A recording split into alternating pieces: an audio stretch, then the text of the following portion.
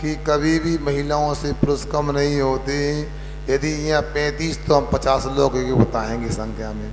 कल रात की पाठशाला में, पुरुष पाठशाला में अच्छा उत्साह था, मगर ज़्यादा तारीफ नहीं करेंगे।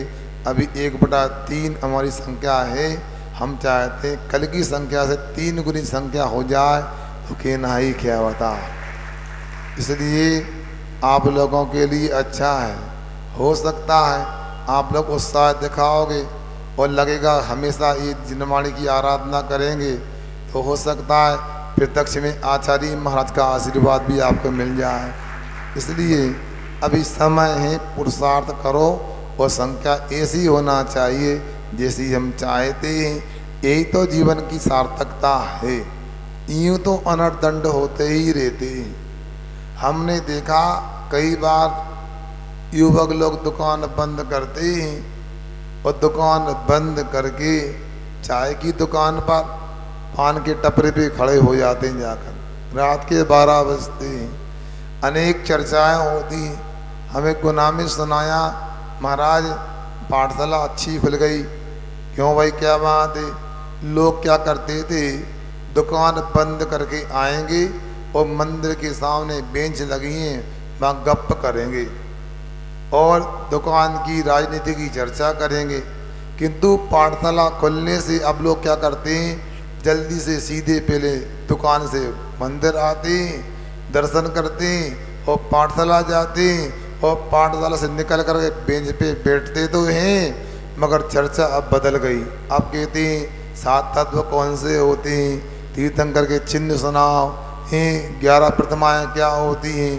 ये इस प्रकार से चर्चा होने लगी। सोचो, एक बिटिया ने सिलवानी में कहा, महाराज हमारा घर अब स्वर्ग हो गया। क्या हो गया स्वर्ग में? घर तो वो ही है। नहीं महाराज जी, पापा पढ़ के आते हैं पुरुष पाठशाला और मम्मी पढ़ के आती है महिला पाठशाला, तो जब तक नींद नहीं आती है तो जिनमाने की चर्चा ही होती रहती है। बता, ये स्वर्ग बनाने का तरीका है। इसके फायदे अभी आपको समय पाके दिखाई देंगे धीरे धीरे, मगर इसको आप अभी थोड़ा कठिन लग सकता है, मगर ऐसा नहीं। प्रारंभ में ऐसा होता है, नए कपड़े पहनते हैं, काटते हैं, चप्पल जूते भी नए काटते हैं, समय पाके वही आरामदायक हो जाते हैं। उसी प्रकार से ये हमारी संस्कारदायिनी पाठशालाएँ आपको अत्यंत आनंददायी होने वाली हैं। और जिंदगी में अभी तक अपने को आराम नहीं मिला, पाठशाला की आराधना से, जिनमाणी की आराधना से अपने को आराम ही आराम मिलने वाला है। चर्चा अनर्दंड की हो रही थी और कल हमने पापोपदेश नाम के अनर्दंड को समझने का प्रयास किया था। अब सोच लें हम कौन कौन से भाई उपदेश देते रहते हैं, चर्चाएं करते रहते हैं, उनके माध्यम से कुछ भी अनर्दंड हो सकता है। इसलिए आप लोगों को संभाल के काम करना चाहिए। अब मान लो किसी की किराने की दुकान है, अनाज की दुकान है, क्यों भैया गोदाम है ना है। अब मान लो चूहा ज़्यादा हो गए, आप लोग भैया बहुत परेशान हैं, चूहा तो नाक में दम किए हुए हैं, क्या करें। और आपने कहीं सलाह दे दी और चूहों को हानि हो गई, चूहा मर गए, तो सोच लो पाप सलाह देने वाले को लगने वाला है।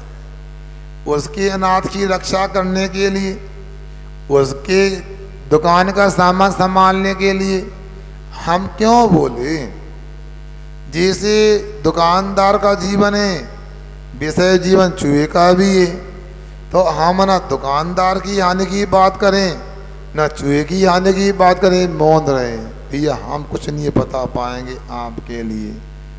इसी प्रकार से आगे दूसरा अनर्दंड है, उसको हिंसा दान नाम से आचार्य महाराज बता रहे हैं।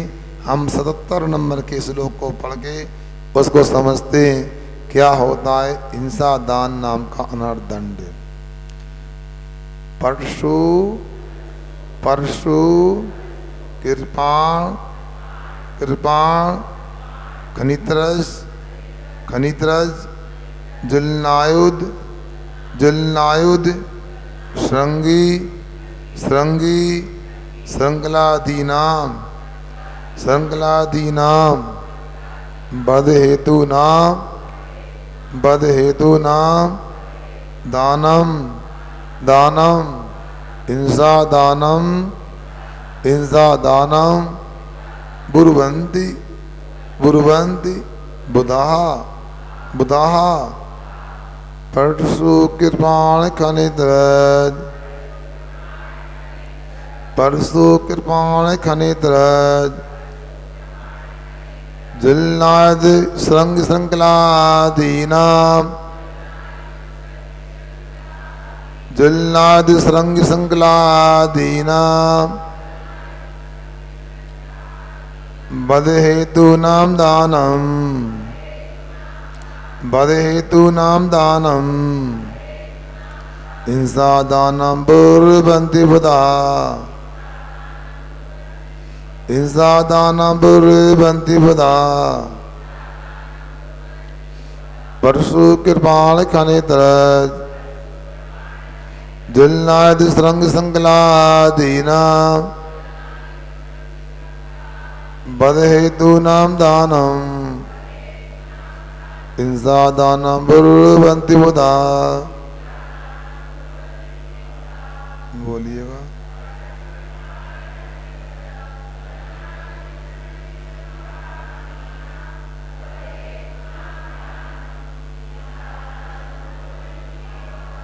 बहुत अच्छा। अब देखो हिंसा दान क्या होता है। महाराज जी आज एक प्रश्न खड़ा हो रहा है, कोई पूछ सकता है क्या? तत्पाठ सूत्र के 10वें अध्याय में आपने कहा था कि दान करना चाहिए, अनुग्रहार्थम स्वस्यादि सर्गो दानम, अनुग्रह के लिए अपनी वस्तु का त्याग करना दान होता है। अब यदि मान लो कोई को आवश्यकता है, मकान बनाना है, नीति मांगने आया, लकड़ी काटना है, कुल्हाड़ी मांगने आया, पशु बांधना है, रस्सी मांगने आया, तो ये तो अनुग्रह हो गया ना। तो इसमें अनर्थदंड क्या है? और आपने पहले कह दिया। अब हम क्या करें? बालाघाट के लोग भोले भाले हैं, आप पहले कुछ बोलते हो, बाद में कुछ बोलते हो। हम करें तो क्या करें बताओ? सुनो, यही तो आपको सुनना है। और इसलिए तो स्वाध्याय अपने मन से नहीं किया जाता है। स्वाध्याय अपने से अधिक जानकार के साथ में बैठकर किया जाता है। कई लोग हमसे बोले महाराज जी हम स्वाध्याय का नियम लेते हैं, पाठशाला नहीं आएंगे। हमने कहा भाई सब स्वाध्याय करने को तैयार, तो पाठशाला आने में क्या दिक्कत है? आप कभी भी कर लेंगे, हमें ऐसा नहीं होता। स्वाध्याय क्रमिक होता है, एक ग्रंथ का विधिवत होता है और अपने से अधिक जानकार के साथ में बैठ के होता है। और स्वाध्याय अकेले में नहीं होता।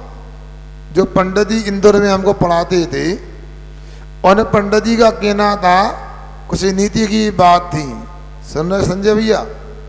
एक में ध्यान होता है, क्या? अकेले में एक में ध्यान होता है, 2 में स्वाध्याय होता है, 3 में झगड़ा होता है, 4 में यात्रा होती है और 5 में पंचायत होती है। का कही संगई जी सुन रहे ना? अब पूछ सकते हो महाराज ये संख्या कैसे सही होगी?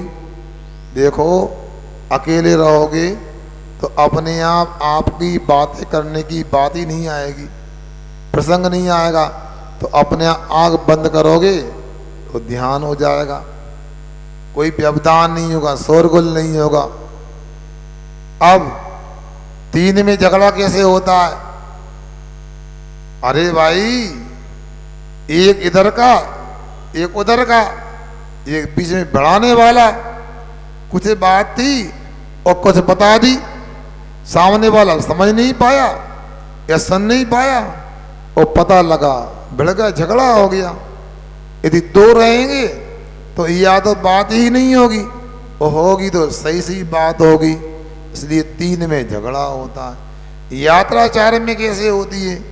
अब देखो, आप यहाँ से बालाघाट से यात्रा को रवाना हुए, सामान लेकर के गए, गाड़ी प्लेटफार्म पे खड़ी है, आपने अपने रिक्शा से सामान उतारा, सामान ज़्यादा था, एक व्यक्ति रिक्शा के यहाँ खड़ा होगा, एक व्यक्ति सामान ले जाएगा और एक व्यक्ति रेलगाड़ी में सामान रख कर आया, तो वहाँ भी रखवाली करने चाहिए। कितने लोग हो गए?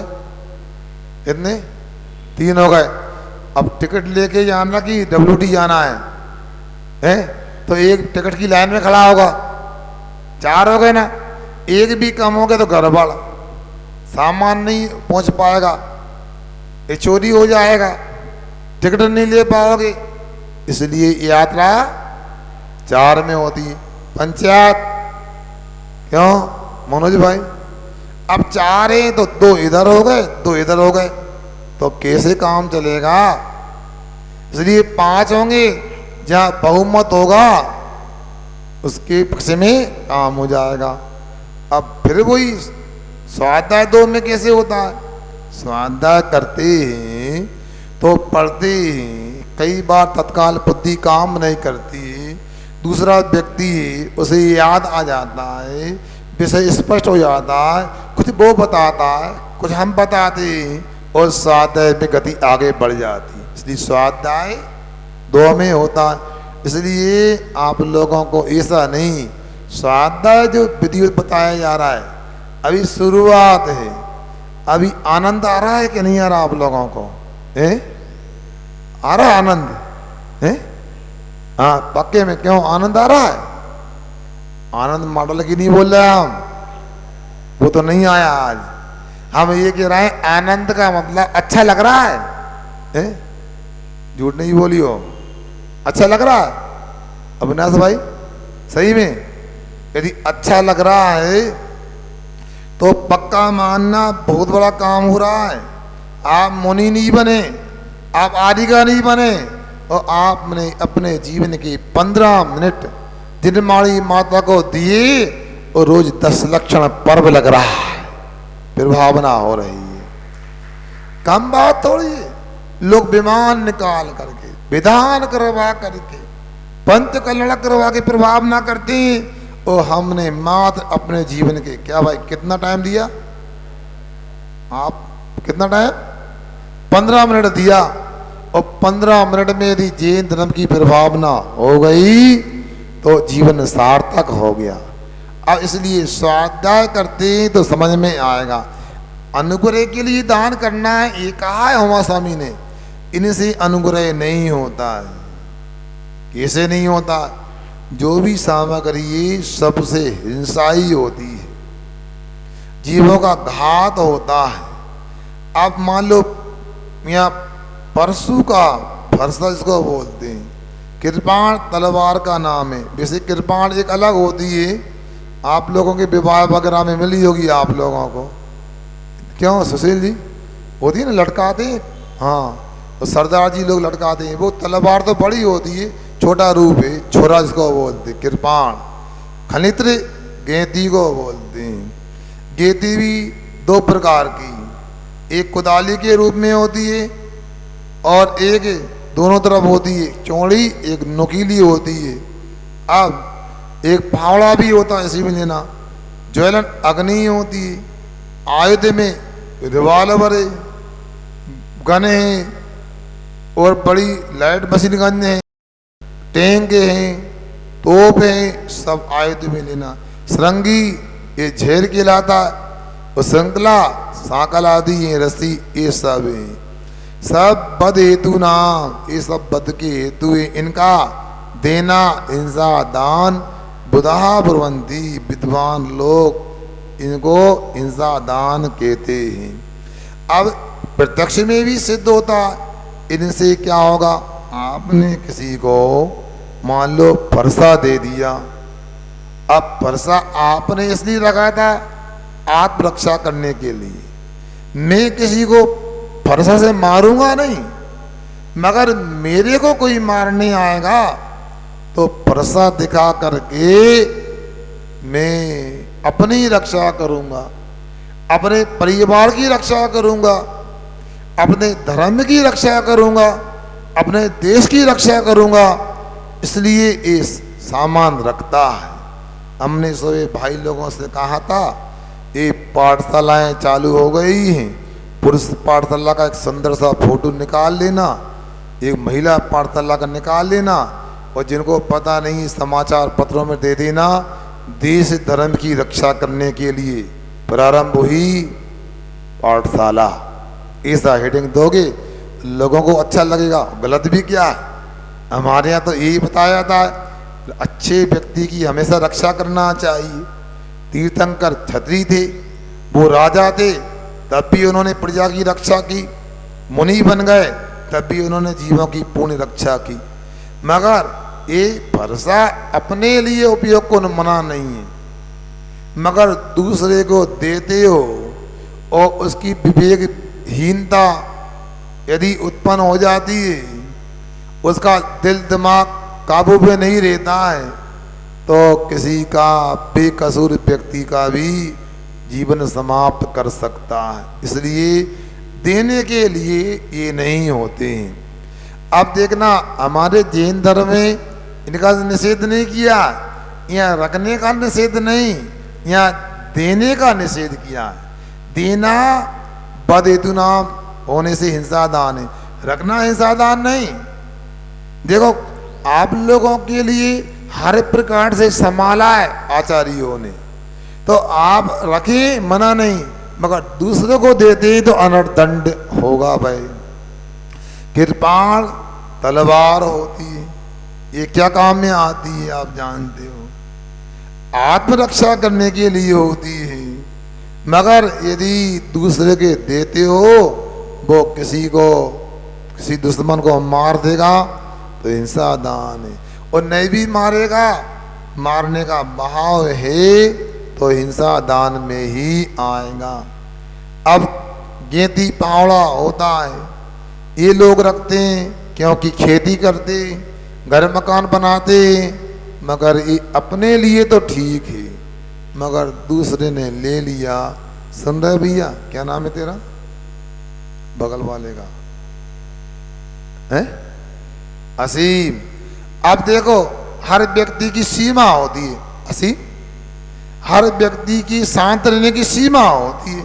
अब गुस्सा आ गया, मान लो, सुन रहे अभिषेक, अब किसी को गुस्सा आ गया, वो योग से आपके घर के सामने गुस्सा आया, वहीं झगड़ा हो गया, और सुनो गुस्सा की सीमा पार हो गई और असीमित गुस्सा आ गया, देना भैया क्या, वो देना, गेती देना, क्या करो देखो तो तुम, और जल्दी से गेती आपसे ली और आपने दी, गुस्सा तो था ही, दिल दिमाग बेकाबू हो गया, और सामने वाले के सिर में एक मारा जोर से, सिर के दो फाड़ हो गए।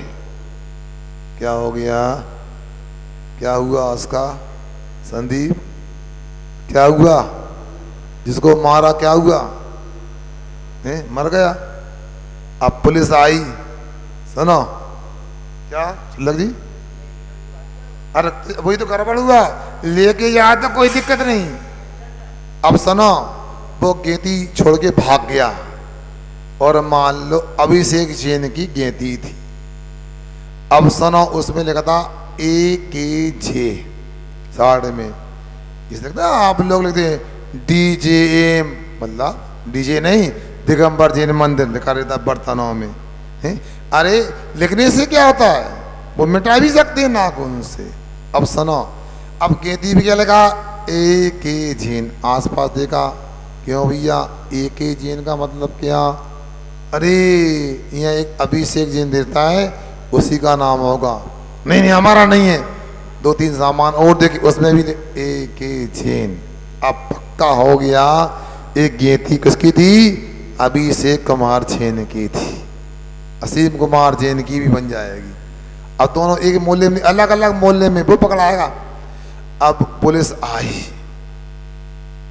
अब लाख कसम खाओ कि मैं उस दिन नहीं था, मैं जबलपुर गया था, मैंने मर्डर नहीं किया है। क्यों भैया मयंक, अब कहने से मानेगी पुलिस? अब धारा किस पे लगेगी, अपराध किस पे कायम होगा? तो ऐसे काम क्यों करना? इसलिए ये सामान किसी को देने का नहीं, हम अपने को तो बस में कर सकते हैं, दूसरे पे बस नहीं चलता है। अपने गुस्से को फिर भी काबू में कर सकते हैं, दूसरे के गुस्से को काबू में कर सकते हैं क्या? इसलिए हर चीज की एक सीमा होती है, सुन रहे ना? अब कृपाण के बाद खनित हो गई थी, ज्वलन अग्नि होती। हमने पहले भी आपको कहा था, एक तीली पूरी नगर को रोशन कर सकती है और एक तीली नगर को खाक कर सकती है। अपना दिल दिमाग काबू में है, और यदि मान लो नगर में अंधेरा, एक तीली से हजारों दीपक जल सकते, और दिल दिमाग बेकाबू हो गया, एक तीली से पूरा नगर जल सकता है।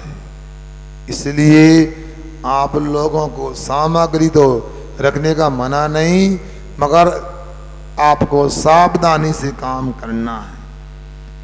द्वीपायन जैसे साधु भी अपने पास उपलब्ध वस्तु से पाप के पात्र बने।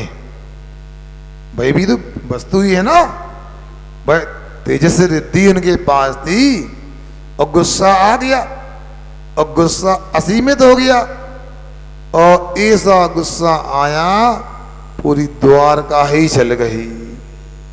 इसलिए अब अग्नि तो घर में रखी जाती है, किसके लिए रखना आपको सोचना है, समझना है। आजकल तो और खतरनाक सामान है, पहले चूल्हे जलते थे सिगड़ी, तो कम संभावना थी दुर्घटना की, अब तो गैस सिलेंडर होते हैं, सीधा ब्लास्ट होता है, कब बिल्डिंग ही निपट जाए पूरी। इसलिए किसको क्या देना, क्या करना आपको समझना। आयुध, आजकल बंदूक की बारी तो पुरानी हो गई, बंदूक की बात नहीं, आजकल रिवॉल्वर की बात नहीं, कट्टा तमंचा की बात नहीं, आजकल तोप की बात नहीं, आजकल टैंक की बात नहीं। बोलो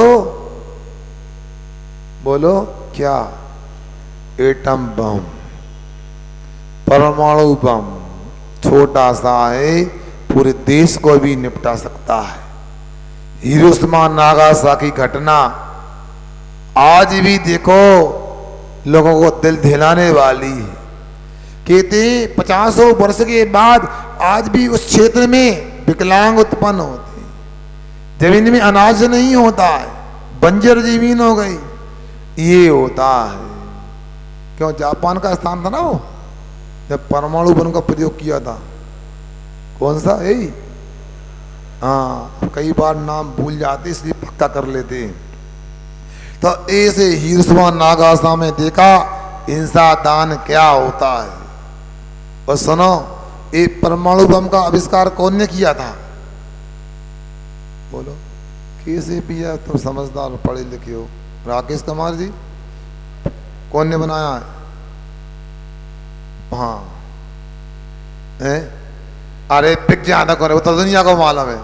मनोविज्ञा बोल रहे हैं अल्बर्ट आइंस्टीन ने बनाया था। आप सुनो, अल्बर्ट आइंस्टीन ने जब इसका आविष्कार किया, कर तो लिया, और बाद में उसने विचार किया, ओहो कितनी बड़ी गलती की मैंने, परमाणु बम बना दिया, दुनिया नष्ट हो जाएगी, ऐसा मैंने आविष्कार किया।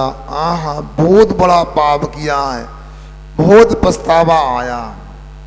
फिर अगले ही क्षण उसके मन में विचार आया, अल्बर्ट आइंस्टीन के मन में विचार आया, नहीं नहीं, मैंने कोई गलत नहीं किया। जब तक इंसान का दिल और दिमाग काबू में रहेगा, क्या इंसान का दिल और दिमाग काबू में रहेगा, ये परमाणु आविष्कार, ये अभिशाप नहीं, दुनिया को वरदान हो जाएगा। आजकल परमाणु ऊर्जा के माध्यम से बहुत सारे संयंत्र आदि का चालन होता है। इसलिए वस्तु खराब नहीं, उसका उपयोग कैसे करते हैं। तो इसलिए हम अपनी वस्तु का स्वयं उपयोग करेंगे तो गलत नहीं, दूसरे से करवाएंगे या दूसरे को देंगे, वो कुछ भी कर सकता है। अब घर गृहस्थी में रहते हैं आप लोग, अब सोना चांदी का काम करने वाले भी होंगे, क्यों संदीप? तेजाब भी रखते होगे आप, बोलो? रखते हैं तेजाब। अनाज के व्यापारी हैं, कई गोलियां आती हैं टिकिया अनाज में डालने की, आती है कि नहीं आती?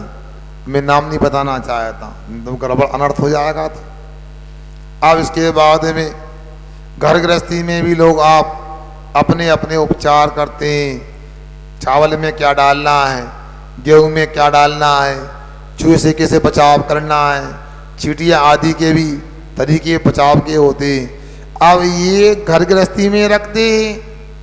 अब मगर इन वस्तुओं को कोई मांगने आए उसको दे दें।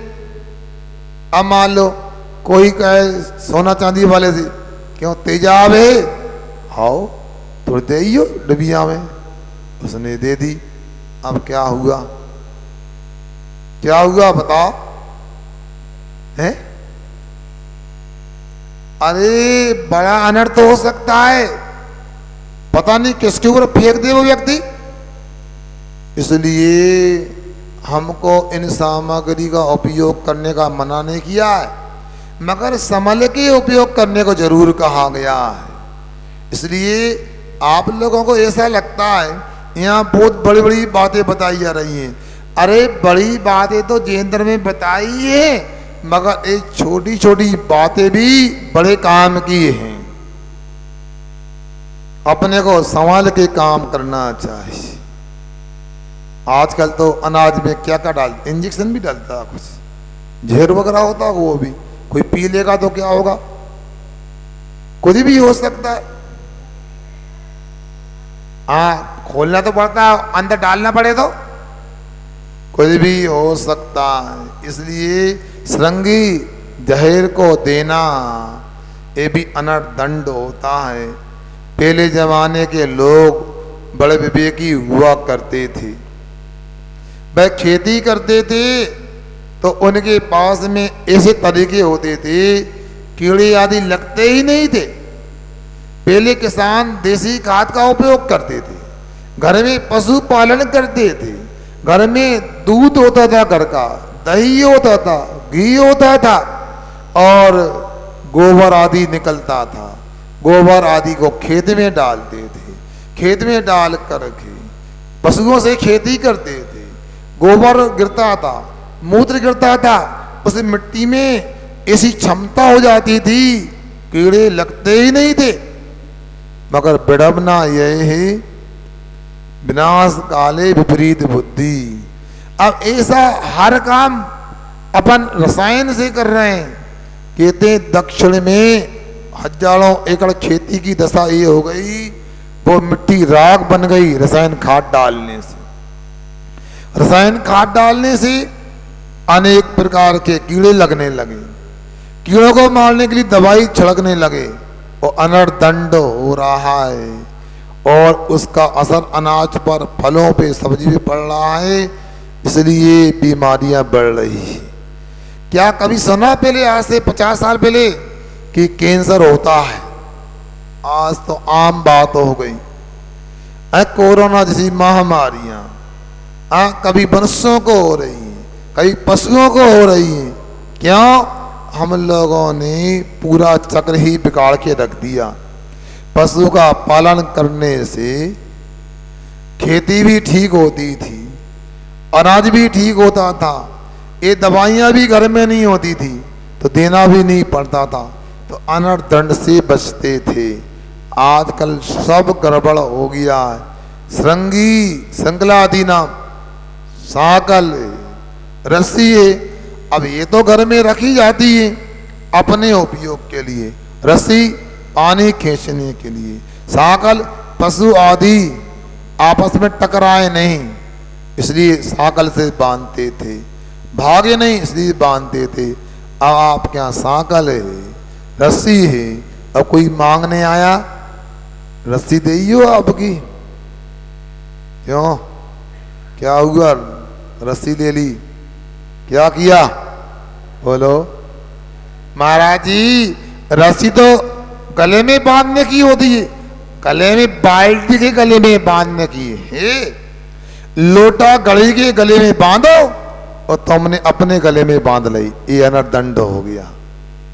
इसलिए आप लोगों को आचार्य महाराज एक ही बात से अवगत करा रहे हैं, घर में रहते हो, घर नहीं छोड़ पा रहे, घर का त्याग करना संभव नहीं है तो घर में भी सावधानी से रहो, अनर्दंड ना हो जाए। और भी बहुत सारी बातें हैं, यहाँ हिंसा दान है, एक वस्तु का दान और होता है, कौन सा बता दूं, कन्यादान। क्या, अब कन्यादान होता है मतलब कन्या जाती नहीं, कन्या भागती नहीं, कन्या एक रत्न होती है और वह माता पिता के द्वारा दी जाती है। अब माता पिता अपने अनुभव से, अपने विवेक से उस कन्या को देते हैं, किंतु कहाँ उस कन्या के माध्यम से धर्म की परंपरा चलती रहे, उस कन्या के लिए धर्म ज्ञान का पूरा मौका मिले। जिस घर में कन्या को देना है उस घर में बीतरागी देव सतगुरु की आराधना होती हो, उस घर में रोज अभिषेक पूजन आदि का कार्य संपन्न होता है, उस घर में साधुओं के लिए पड़घान होता है, साधु को दान होता है, उस घर में सूर्यास्त होने के साथ रसोई घर बंद हो जाता है, उस घर में छना पानी का उपयोग होता है। ऐसे घर में कन्या का दान करते हो तो धर्म है, और जहाँ पर धर्म से दूर दूर का संबंध नहीं, बीतरागता शब्द भी जिनने नहीं सुना है, जिनके घर में देव सतगुरु का कोई नाता रिश्ता ही नहीं, जिनके यहाँ रात में ही भोजन बनता है। एक बच्चे से बोला, ए तुम भक्ति करने आ गए, अंत कर ली, अभी बनी ही नहीं है, मम्मी बना रही है, 6:30 बजे बना रही है, कब खाएंगी। अब ऐसे घर में क्या कन्या को देना बताओ। अब आप लोगों को सोचना है, दिवाली के बाद ही करोगे। महाराज आप कुछ भी कहो, से आपकी बात अपने पास रखो, हम तो उस घर में लड़की देना चाहते हैं यहाँ अकेला लड़का हो और तीसरा कोई ना हो, लड़का हो लड़की हो, माता पिता ना हो, मूर्ख हो, बिना माता पिता के लड़का कहां से आएगा। नहीं नहीं, हम तो वही लड़की देंगे जहां लड़का नौकरी करता, जॉब करता है, अकेला रहता है, लड़की को कोई बंधन नहीं, होटल में खाए, रात में खाए, क्लब में जाए, किटी पार्टी में जाए, जीन्स पहने, फटे कपड़ा पहने, पतले कपड़ा पहने, कुछ भी करे तो हिंसा दान हो गया। सुन रहे कि सो गए, अनर्दंड हो जाएगा, सोना नहीं। सुना क्या कहा जा रहा है। अब आपको कन्यादान करना है, अब कन्यादान के माध्यम से आप देख लो, दान तो पात्र को किया जाता है। जो लड़का मंदिर नहीं जाता है, जो लड़का रात में खाता है, जिसके यहाँ पानी छना उपयोग नहीं होता, वो पात्र नहीं है। अपात्र को कुपात्र को दान देने से अनर्दंड होता है, हिंसा दान होता है। महाराज जी हम क्या करें, हमने दान तो नहीं किया, हम दान की बात कर रहे। आज पंचम काल है, कलयुग है। मैं मानता हूं आजकल के लड़का लड़की सीधे नहीं, वह अपने आप में दुनिया से सबसे ज्यादा बुद्धिमान मानते हैं। उनसे पूछो तो वो कहेंगे संसार में 99% बुद्धि मेरे पास में है और 1% बुद्धि सबके पास में है। फिर महाराज वो अपने मन से शादी कर लेते, लड़की भी कर लेती, कोर्ट में जाके लड़का कर लेता है। हम मानते वो कर लेते। आपने दान तो नहीं किया ना, आपने अरेंज तो की ना, आपने बहावर दिया। क्यों दिया? मुनि महाराज देख करके दिया। आपने हार दिया, ये सामायिक करेंगे, ये प्रतिक्रमण करेंगे, ये स्वाध्याय करेंगे, ये आलस्य नहीं करेंगे, ये हिंसा नहीं करेंगे, ये आरंभ नहीं करेंगे, क्योंकि ये मुनि राज हैं। इसलिए इनको आहार देने से मेरे भी हिंसा आदि के पाप धुल जाएंगे। आपने आहार करा दिया, ज्यादा हुआ तो छोड़ के चल दिए। मैं अपने स्थान पर आ गया, वो आपको तो अब टाइम ही नहीं है। दिन भर हम फ्री हैं, आराम से 11 बजे से अच्छे से लेट के सो जाओ और सोते रहो। आपको 6 बजे आना है, तब तक सोते रहो। अब बताओ, आपने हमें सोने के लिए आहार दिया था कि धर्म ध्यान के लिए? अब हम सो गए तो दोष आपको लगेगा नहीं लगेगा? आपको क्यों लगेगा? आपको पता लग जाए फिर भी आप देते हो। ये महाराज प्रतिक्रमण नहीं करते, सामायिक नहीं करते, स्वाध्याय नहीं करते, सोते रहते, हिंसा आदि में लगे रहते, तो आपको दान नहीं देना चाहिए। अरे इतनी सी बात है, इसको भी समझ में नहीं पा रहा है आप लोग। मान लो आपका मन बना, आज कोई अच्छा दिन है खुशी का, आपने एक गंजा खीर बनाई, सब मोहल्ले वालों को, नगर के लोगों को वितरण करना है। और कह दिया सब लोग अपने अपने कटोरे ले आओ, आज खीर दी जाएगी। सुन रहे तो साहब, तुम खीर लेने आ गए और उस कटोरे में कचरा था, घास के टुकड़े थे, कंकड़ थे, मिट्टी थी। लाओ हमको भी खीर दे दो, परोसोगी? क्यों? आपने आवाज लगाई थी ना हम खीर बांट रहे। क्या हो गया? दिक्कत क्या खीर देने में? वो भैया रोज सेवा करने आता है, व्यवस्था में लगा रहता है, उसको खीर देने से मना कर दिया आपने। महाराज जी हमने कहा मना किया है? आप पूरी बात सुनते नहीं हो, आप बीच में बोल रहे। अरे हमने खीर तो देने को बनाई, उसको तो दुगनी देने को तैयार है, मगर वो उसका पात्र ठीक नहीं है। क्या? बर्तन को भी पात्र बोल देना, पात्र ठीक नहीं है, इसलिए मना कर दिया। अपना पात्र ठीक करके लाओ, अपने कटोरे को साफ करके लाओ, वो पात्र होगा तो खीर देंगे। अथवा कंकड़ पत्थर नहीं है, उसमें छेद है, दे दोगे? क्यों? क्या मतलब? फेल जाएगी, बर्बाद हो जाएगी। उसी प्रकार से अपने को पात्र देख करके काम करना चाहिए। अपात्र को कोई भी वस्तु देना उचित नहीं है। इसलिए यहाँ पर अपने को बतला रहे हैं आचार्य महाराज, अपने को देना है, मना नहीं। क्या? विवाह के बिना दुनिया में व्यवस्था कैसे बच सकती है? मगर विवाह कहाँ करना बच्चों का, ये तो विवेक रखना चाहिए। यदि बच्चे नहीं मानते तो माध्यम से भी विषय को उसके पास लंबे समय तक कसाई नहीं रहती है। तो मैं कहना चाहता हूँ, आप लोग स्वाध्याय करोगे, जिनवाणी को समझोगे, कसाय आदि की उदय उदीर्णा के बारे में समझोगे, तो आपके पास भी खुश रहने की कला आ जाएगी। कैसी भी आपत्ति हो, कैसी भी परेशानी हो, जो व्यक्ति वस्तु विचार करता है और तत्व ज्ञान के माध्यम से वह कभी दुखी नहीं होता है। अब देख लो, आप खुश तो बालक रह सकता है अथवा पागल रह सकता है, मगर मैं पूछता हूँ क्या मुनि महाराज जिनके पास बड़े बड़े उपसर के परिचय आते हैं वो खुश नहीं रहते क्या? वह आत्मा में इतने घेरे में चले जाते हैं, उनके पास आनंद ही आनंद होता है, खुशी ही खुशी, तो आप भी खुश रह सकते हैं।